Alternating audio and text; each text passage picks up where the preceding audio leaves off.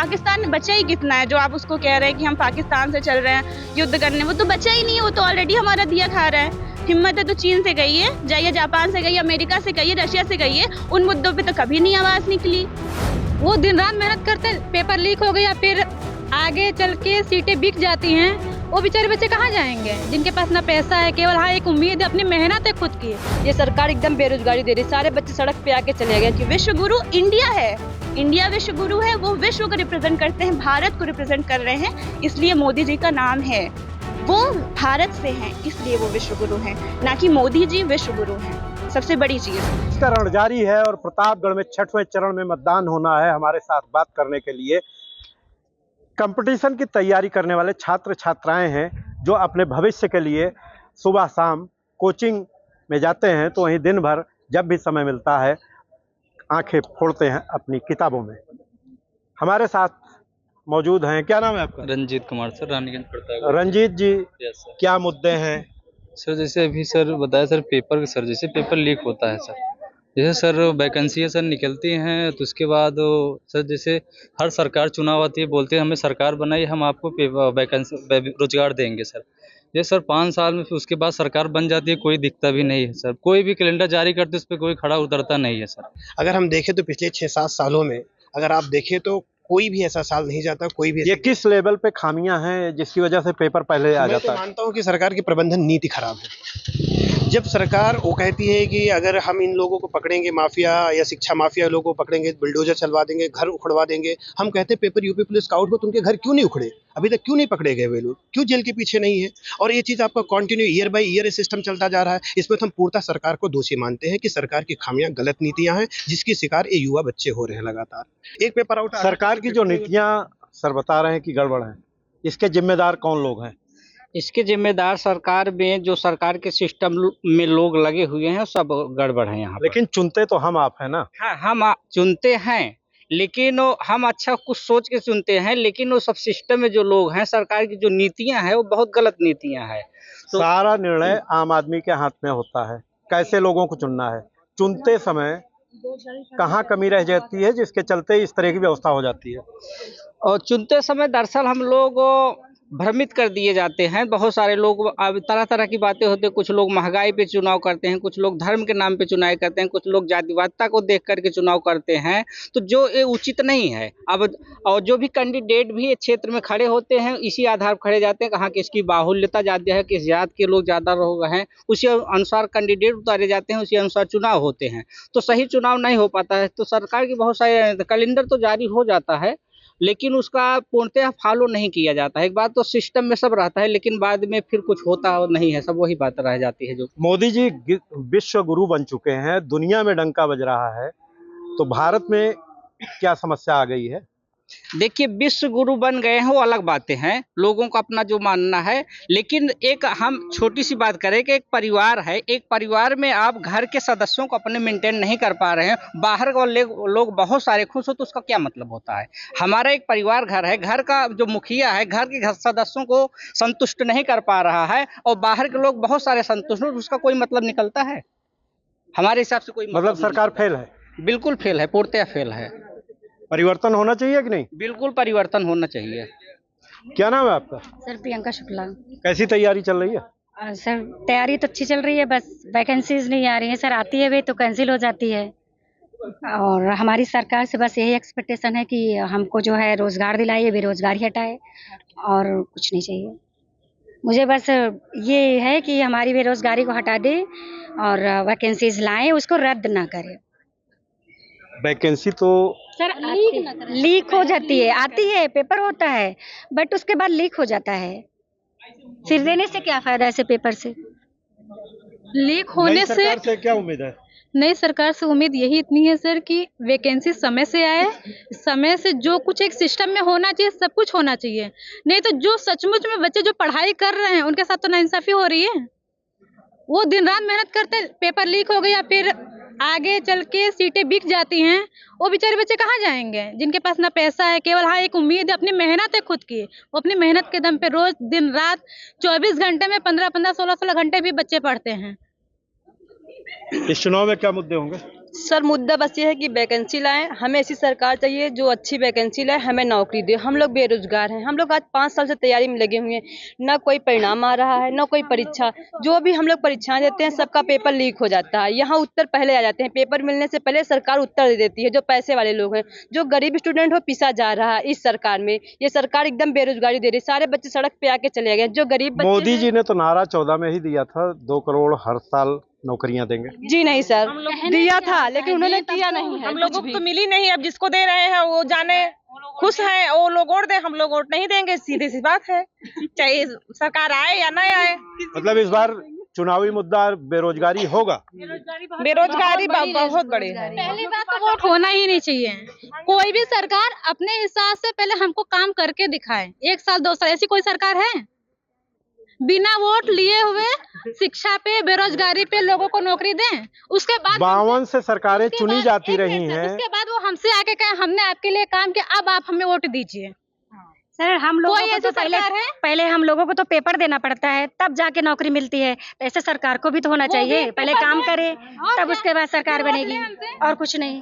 कितने लोग इसमें हैं जो ये देख के वोट देते हैं कि हमारा कैंडिडेट पढ़ा लिखा है? हाथ उठाइए जरा। अनपढ़ है लेकिन हमारे यहाँ का कैंडिडेट। पढ़ने लिखने से सिर्फ काबिलियत नहीं होती है।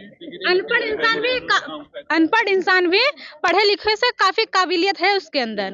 तो फिर क्या कारण है बेरोजगारी लगातार बढ़ती जा रही है, चरम पे पहुंच गई है? सर थोड़ी सर, नई बस- वैकेंसी निकालें, लेकिन हर साल निकालें और अच्छा ये कोशिश करें कि पेपर लीक ना हो। थोड़ी ही वैकेंसी निकालें हर साल, क्योंकि हर साल ओवर एज होते जाते हैं लोग। वैकेंसी कभी 4 साल 5 साल में आती है और उसमें काफ़ी लोग ओवर एज हो जाते हैं, और जब निकालते हैं तभी एज कम कर देते हैं। बाकी लोग क्या करेंगे? थोड़ी थोड़ी वैकेंसी निकालें, हर साल निकालें। और नहीं तो पेपर अब तो मतलब अच्छे से अग्निवीर करवाएं। योजना चल रही है, 22 साल में रिटायरमेंट की उम्र अब हो वो गई है। अग्निवीर योजना जिसके लिए है वो 18 साल से 22 साल वाले हैं, उसके आगे वाले क्या करेंगे? और उसके आगे जो हैं 30-35 साल तक वो क्या करेंगे? सरकार बहुत कुछ पैसे देकर 4 साल नौकरी दिए, रिटायरमेंट कर दिए। उसके बाद पेंशन के तौर पे, किसी भी तौर पे कुछ भी आप पैसे दे दे, क्या उनके वो स्वाभिमान भरी जिंदगी वो आगे तक जी सकते हैं? शिक्षक भर्ती बताइए आप हमें। ये क्या कर रही हैं? 22 साल में रिटायरमेंट के बाद क्या स्वाभिमान के साथ जिंदा रह सकता है आदमी? वो वर्दी पहन के जिंदगी भर सरहद पे जो लोग लड़ेंगे, वो कुछ पैसे पाके 22 साल के बाद वो स्वाभिमान भरी जिंदगी नहीं जी सकते। कभी नहीं। कितने भी लोग सरहद पे हैं, वो केवल पैसे के लिए नहीं है, उनके अंदर एक जो जज्बा आपने है। बोला ना कि कितने लोग पढ़े लिखे मतलब कैंडिडेट को वोट देते हैं, वो 1% भी नहीं होते। लोग वोट देते हैं कास्ट पे।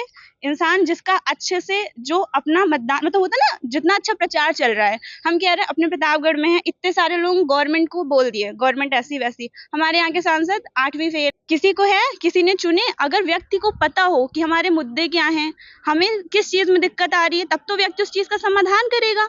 जब लोगों को पता ही नहीं है कि हाँ विश्व गुरु आपने कहा हम मानते हैं, इंडिया को रिप्रेजेंट कर रहे हैं, इंडिया जो है, इंडिया हमेशा से विश्व गुरु रही है। आज ठीक है हम मानते हैं हमारा नेता ऐसा है कि कोई भी दूसरा देश हमारे नेता को नहीं कह सकता, लेकिन एक्चुअल में ये चीज है कि विश्व गुरु इंडिया है। इंडिया विश्व गुरु है, वो विश्व को रिप्रेजेंट करते हैं, भारत को रिप्रेजेंट कर रहे हैं, इसलिए मोदी जी का नाम है। वो भारत से हैं इसलिए वो विश्व गुरु हैं, ना कि मोदी जी विश्व गुरु हैं। सबसे बड़ी चीज। और कोई भी व्यक्ति पढ़ा लिखा देख के वोट नहीं देता, ना ही कोई भी इंसान ये देख के वोट देता है कि हमारा कैंडिडेट कैसा है। आधे लोग धर्म पे वोट देते हैं, आधे लोग प्रचार पे वोट देते हैं, और आधे लोग 1000 रुपए पे वोट देते हैं, जो कि एक्चुअल बात है। ये असली बात है कि 1000 पे वोट देते हैं। जी। क्या नाम है आपका? मेरा नाम अंकिता है। मैं ये कहना चाहूंगी कि देश की बर्बादी का हर वो व्यक्ति जिम्मेदार है जिसको लगता है कि शिक्षा, चिकित्सा और रोजगार से ज्यादा धार्मिक मुद्दे जरूरी हैं। मुझे ऐसा लगता है। क्या लग रहा है इस चुनाव में धार्मिक मुद्दे बिल्कुल कमजोर हो गए हैं? नहीं, कमजोर नहीं हुए हैं, चरम सीमा पे हैं। मैंने कहा ना कि और बहुत ज्यादा आगे। अरे अगर कमजोर नहीं हुए तो प्रधानमंत्री मटन, मछली, मंगलसूत्र, भैंस। एग्जाम चुनाव से जस्ट पहले राम मंदिर क्यों बनवाया गया? क्यों बनवाया गया? जस्ट 2024 में उद्घाटन क्यों किया गया जबकि बना नहीं है? क्या इसको धर्म को रिप्रेजेंट करने के लिए नहीं कर रहे हैं ये चीजें? क्या लग रहा है इस चुनाव में मुद्दा चल रहा है राम मंदिर बिल्कुल का? चल रहा है। राम मंदिर को तो लोग लेके 22 से इतना ज्यादा भावुक चल रहे हैं कि मोदी जी को ही लाना है, गाने बन रहे हैं, रैप बन रहे हैं, तो आप कैसे कह रहे हैं कि मैंने कहा ना, भाजपा कुछ ने तो भक्त अपना हैं मुद्दा ही और चेंज कुछ कर दिया, अंधभक्त अब हैं, तो बस वही पाकिस्तान है। भी आ गया है। वो पाकिस्तान को कह सकते हैं बट वो चीन को नहीं कह सकते। इंसान हमेशा अपने नीचे वालों को दबाता है। पाकिस्तान में बचा ही कितना है जो आप उसको कह रहे हैं कि हम पाकिस्तान से चल रहे हैं युद्ध करने, वो तो बचा ही नहीं है, वो तो ऑलरेडी हमारा दिया खा रहा है। हिम्मत है तो चीन से कहिए, जाइए जापान से कहिए, अमेरिका से कहिए, रशिया से कहिए, उन मुद्दों पे तो कभी नहीं आवाज निकली। उनकी बात सही है। सही कह रही है, बिल्कुल सही कह रही हैं। और मैंने कहा ना कि कुछ भक्त हैं, कुछ अंधभक्त हैं जो कि धार्मिक मुद्दे पर ही देंगे वोट। मैं बता रही हूँ, अब हम लोग बेरोजगारी के इस चरम सीमा पे हैं, बताइए घर वाले कितनी तैयारी करवाएंगे?